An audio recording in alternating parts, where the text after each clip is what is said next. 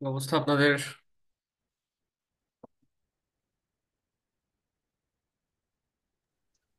আলহামদুলিল্লাহ, ভালো আছি স্যার। ভালো আছেন? এই তো আলহামদুলিল্লাহ। আপনাদের তো মোটামুটি কেমিস্ট্রি কমপ্লিট এখন। আপনারা বলছিলেন একটা রিভিউ ক্লাস বা সাজেশন রিলেটেড একটা ক্লাস নেওয়ার জন্য। তো আমি সাজেশনের পিডিএফটা অন করি। আমি মোটামুটি ভাবে সাজেশনের শুরু থেকে শেষ পর্যন্ত একবার ব্রিফ করি আপনাদেরকে কি কি পড়তে হবে। দেন আপনাদের কোনো সমস্যা থাকলে আমাকে বলেন। জি স্যার।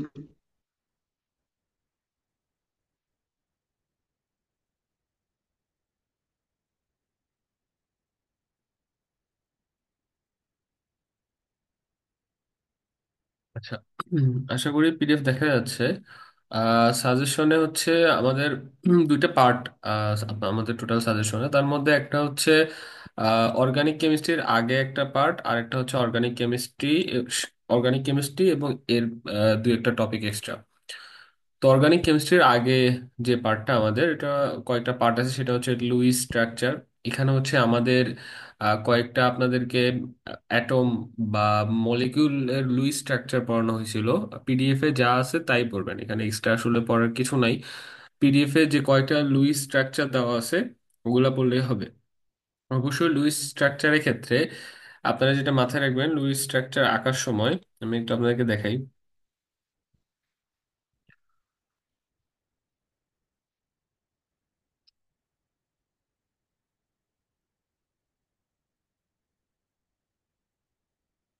লুইস স্ট্রাকচার আঁকার সময় এই জিনিসটা অবশ্যই দিবেন যে একটা অ্যাটম বা একটা ইলেকট্রন শেয়ার করলে অ্যারোটা হচ্ছে অর্ধেক, আর যদি দুইটা শেয়ার করে তাহলে হচ্ছে অ্যারোটা ফুল।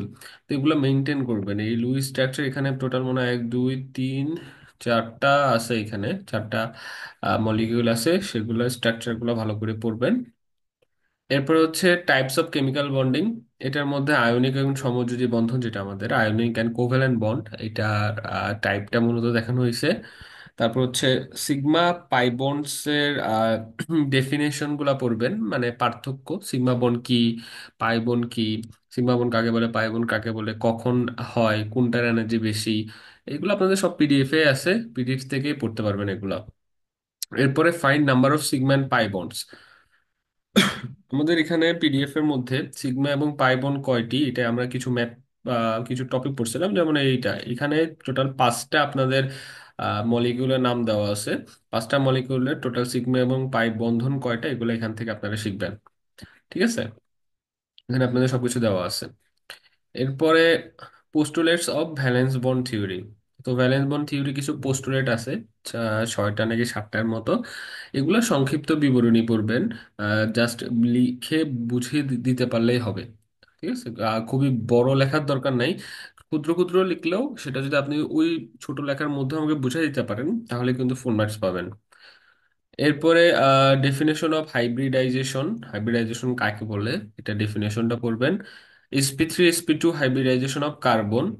কার্বনের ক্ষেত্রে sp3 sp2 হাইব্রিডাইজেশনটা পড়বেন, এগুলো আপনাদের পিডিএফ এ আছে। তারপর হচ্ছে ভ্যাসপার থিওরি। ভ্যাসপার থিওরিটা দেখবেন, ভ্যাসপার থিওরি থেকে আমরা মোটামুটি কিছু জিনিস পড়ছিলাম। যেমন ভ্যাসপার থিওরি, এখান থেকে হচ্ছে ভ্যাসপার থিওরি শুরু হয়। এই ভ্যাসপার থিওরির মধ্যে এগুলো আপনাদের বোর্ডে লিখছিলাম, ক্লাসও পড়াইছিলাম যে বন্ড পেয়ার কয়টা, লোন পেয়ার কয়টা, জিওমেট্রি কি, শেপ কি, হাইব্রিডাইজেশন কি, বন্ড অ্যাঙ্গেল কি। এরকম ছয়টা পয়েন্ট হচ্ছে আপনারা পড়বেন। এখানে ছয়টা পয়েন্ট আছে, ছয়টা পয়েন্ট প্রত্যেকটা মলিকিউলের ক্ষেত্রে এরকম ছয়টা পয়েন্ট আছে, ছয়টা পয়েন্টগুলো পড়বেন। এমন এখানে আরো আছে, টোটাল মেবি এক দুই তিন চার পাঁচ সাতটা আছে। এই সাতটার ক্ষেত্রে আপনারা ভ্যাসপার থিওরিটা ফলো করবেন। ভ্যাসপার থিওরির ক্ষেত্রে এই সাতটা মলিকিউলের বন্ড পেয়ার কয়টা, লোন পেয়ার কয়টা, এগুলো পড়বেন। ওকে, সো এটা গেল আপনাদের অর্গানিক কেমিস্ট্রির আগে। এই টপিকগুলো মূলত অর্গানিক কেমিস্ট্রির আগে কোন কোন টপিক কভার করবেন সেটা। এখন যদি আসি আপনাদের অর্গানিক কেমিস্ট্রি এবং মোর, এটার মধ্যে আপনারা ক্লাসিফিকেশন অফ অর্গানিক কেমিস্ট্রি বা অর্গানিক কম্পাউন্ডস, এটা মূলত আপনাদের পিডিএফ এ সেমিস্টার ফাইনাল 2 যে পিডিএফটা আছে এটার মধ্যে এই অর্গানিক কম্পাউন্ডস এর যে ক্লাসিফিকেশনটা আছে, প্রকারভেদটা এটা আপনারা পড়বেন। ঠিক আছে। আপনাদেরকে বলছিলাম যে আপনার উদাহরণ অন্তত একটাই দিতে পারবেন, অন্তত অন্তত একটা দিয়েন। উদাহরণ একটা দিলে ভালো মার্কস পাবেন আশা করি। ধরেন একজন উদাহরণ দেয় নাই, আরেকজন উদাহরণ দিছে, তাহলে অবশ্যই যিনি উদাহরণ ইউজ করছেন ক্লাসিফিকেশনে তিনি কিন্তু ভালো মার্কস পাবেন, বেশি মার্ক পাবেন অবশ্যই আপনাদের থেকে। সো এরপরে definition of functional group and homologous series, এটাও আপনাদের পিডিএফ এ আছে। ফাংশনাল গ্রুপ কি অর্গানিক কেমিস্ট্রির ক্ষেত্রে, হোমোলোগাস সিরিজ কাকে বলে অর্গানিক কেমিস্ট্রির ক্ষেত্রে, এই জিনিসগুলো দেখবেন ডেফিনেশন সহ আর কি। ডেফিনেশন বলতে একটু টুকটাক এক্সপ্লেনেশনও পড়তে পারেন, কারণ দেখবেন আপনাদের পিডিএফ এর মধ্যে ফাংশনাল গ্রুপ আর অর্গানিক কেমিস্ট্রির ক্ষেত্রে ফাংশনাল গ্রুপ একটা ট্যাবল আছে। আপনাদের আমার হাতে লেখা যে নোটটা আছে এবং ক্লাসেও হচ্ছে আমি কিছু ট্যাবল বা ইয়ে অ্যাড করছি, ওগুলো পড়তে পারেন। তারপর ডেফিনেশন অফ স্ট্রাকচারাল আইসোমার্স, এটা আমরা ক্লাসে দেখছি। স্ট্রাকচারাল আইসোমার সম্পর্কে ডেফিনেশনটা আপনারা দেখবেন। তারপর আমরা কয়টা আইসোমার দেখছি, যেমন chain isomer, position isomer, metamerism, tautomerism. Tautomerism বানানটা ভুল হয়েছে, এখানে TAUTO হবে টোটোমারিজম। অ্যান্ড লাস্টে যেটা দেখছিলাম সেটা হচ্ছে ফাংশনাল গ্রুপ আইসোমারিজম। তো এরকম টোটাল হচ্ছে আমরা 5-6টার মতো আইসোমারিজম ক্লাসে দেখছিলাম। খুবই ক্ষুদ্র ক্ষুদ্র, আপনাদেরকে বলছিলাম যে উদাহরণ লিখবেন আর টুকটাক ডেফিনেশন লিখে দিলে হয়ে যাবে। তো ওটাই ফলো করবেন আপনারা। আর আপনাদের যাদের ক্লাস অ্যাটেন্ড করতে পারেন নাই তারা হচ্ছে আপনারা ক্লাস নোটগুলো কালেক্ট করবেন। ক্লাস নোটের কিন্তু এই টপিকের কিন্তু পিডিএফ আমি দিই নাই, আপনারা ক্লাস নোটগুলো কালেক্ট করবেন। এরপরে হচ্ছে অর্গানিক কেমিস্ট্রি ছাড়াও মোরের মধ্যে যেগুলো আছে সেটা হচ্ছে ইন্টারমলিকুলার ফোর্স কি এবং টাইপ কি, টাইপ কয়টা। আমরা দেখছিলাম লাস্ট ক্লাসে ইন্টারমলিকুলার ফোর্স সম্পর্কে আমরা একটু পড়ছিলাম, সেখানে আমরা দেখলাম যে ইন্টারমলিকুলার ফোর্স হচ্ছে 4 ধরনের, 3 ধরনের: ডাইপোল ডাইপোল ফোর্স, হাইড্রোজেন বন্ধন, এই যে 3টা টাইপ, আরেকটা মনে হয় লন্ডন ফোর্স। সো 3টা টাইপ আপনারা পড়বেন এবং ডেফিনেশনটা পড়বেন, কাকে বলে এটা পড়বেন। এবং লাস্টে আপনাদের একটা আমি কোশ্চেন বলছিলাম যেটা পড়ার জন্য, difference between polymers, biometals and superconducting materials. এই ডিফারেন্সটা পড়বেন, মানে পার্থক্য পাঁচটা পাঁচটা পড়বেন। প্রত্যেক 5টা করে পার্থক্য পড়বেন। সো যদি 4 মার্কের জন্য আসে তাহলে 5টা, বা 5 মার্কের জন্য আসলে 5টা পার্থক্য লিখে দিবেন। যদি কম মার্কের জন্য আসে সেক্ষেত্রে 2-3টা লিখে দিলে হবে আশা করি। সো এটা হচ্ছে আপনাদের অর্গানিক কেমিস্ট্রির আগে এন্ড পরে যে যে টপিকগুলো ছিল, ওগুলা মূলত এখান থেকে আপনারা আপনাদের নোট থেকে কভার করবেন। এন্ড অবশ্যই ক্লাস লেকচার যারা লিখছে তাদের থেকে লেকচারগুলো একটু কালেক্ট করে নেবেন। এটা হচ্ছে আপনাদের ফাইনালের সাজেশন। আশা করি এখান থেকেই আপনারা কমন পাবেন এন্ড পারবেনও পরীক্ষায়। স্যার ওই যে sp3 sp2 মানে হাইব্রিডেশনের ফর্মুলাটা আরেকবার একটু বললে ভালো হতো। হাইব্রিডাইজেশন? জি স্যার, মানে সূত্রটা মানে মাঝে মধ্যে ভুলে যায় আর কি। ওটা ওই যে হাফ ইনটু ওই সেন্ট্রাল অ্যাটম, সেন্ট্রাল অ্যাটম যদি ধরেন স্যার দুইটা থাকে তাহলে কি ওইটা ওই একটার ব্যালেন্সই লিখতে হবে? মানে যদি কার্বন দুইটা থাকে তাহলে কি স্যার ওই 4 লিখলেই হবে নাকি 8 লিখতে না না, হবে কিরকম? সেন্ট্রাল অ্যাটমের সর্বশেষ শক্তি স্তরে ইলেকট্রন কয়টা সেটা হচ্ছে আপনার লিখতে হবে।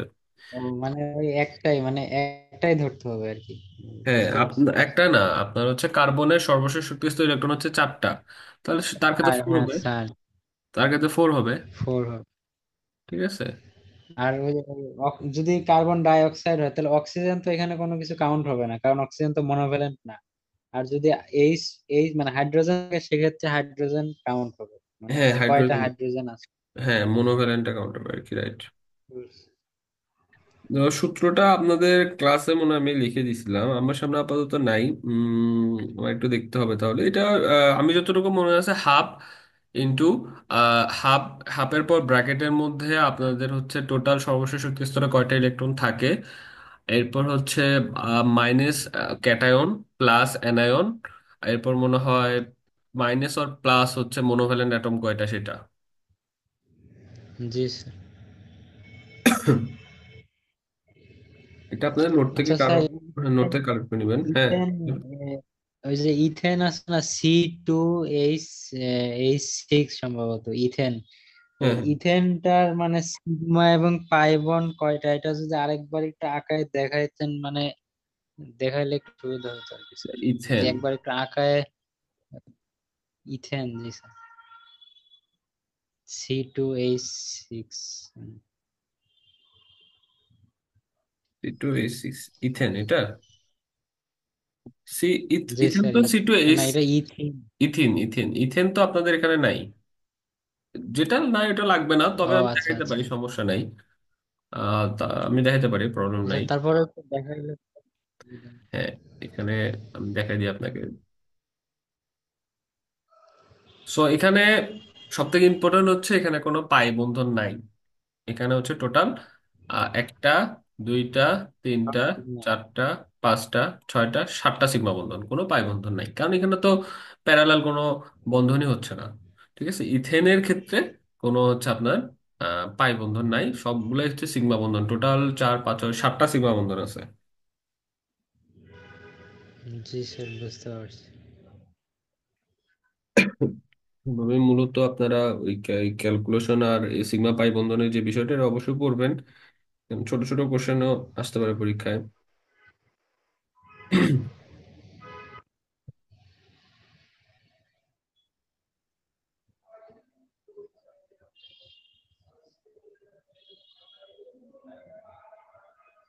আর কারো কোনো কোশ্চেন আছে?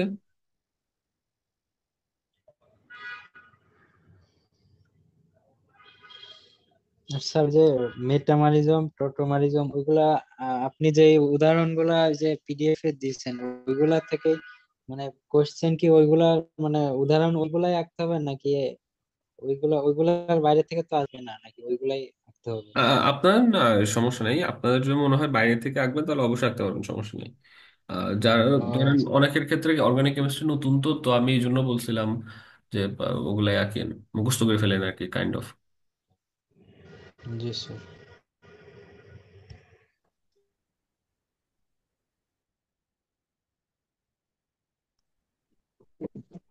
ওকে। আর কারো কোনো কোশ্চেন থাকলে করেন।